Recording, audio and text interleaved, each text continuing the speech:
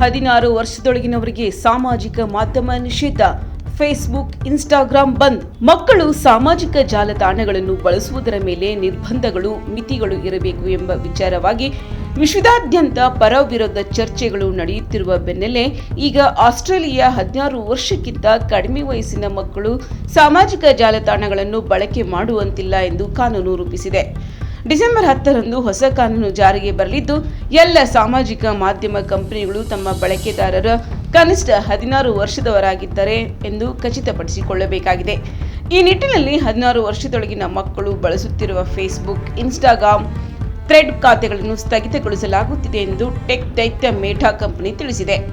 ಹೊಸ ಕಾನೂನಿನ ಅನ್ವಯ ಡಿಸೆಂಬರ್ 10ರೊಳಗೆ 16 ವರ್ಷಕ್ಕಿಂತ ಕಡಿಮೆ ವಯಸ್ಸಿನ ಬಳಕೆದಾರರನ್ನು ತೆಗೆದುಹಾಕುವ ನಿಟ್ಟಿನಲ್ಲಿ ನಿರಂತರವಾಗಿ ಶ್ರಮಿಸುತ್ತಿದ್ದೇವೆ ಎಂದು ಮೇಟಾ ವಕ್ತಾರರು ತಿಳಿಸಿದ್ದಾರೆ. ಈ ಹಿಂದೆ ಟಿಕ್ಟಾಕ್ ಮತ್ತು ಯೂಟ್ಯೂಬ್ ಸೇರಿದಂತೆ ಪ್ರಮುಖ ಆನ್ಲೈನ್ ಪ್ಲಾಟ್ಫಾರ್ಮ್ಗಳು ಅಪ್ರಾಪ್ತ ವಯಸ್ಸಿನ ಬಳಕೆದಾರರನ್ನು ನಿರ್ಬಂಧಿಸಬೇಕೆಂದು ಆಸ್ಟ್ರೇಲಿಯಾ ಸರ್ಕಾರ ಒತ್ತಾಯಿಸಿತ್ತು.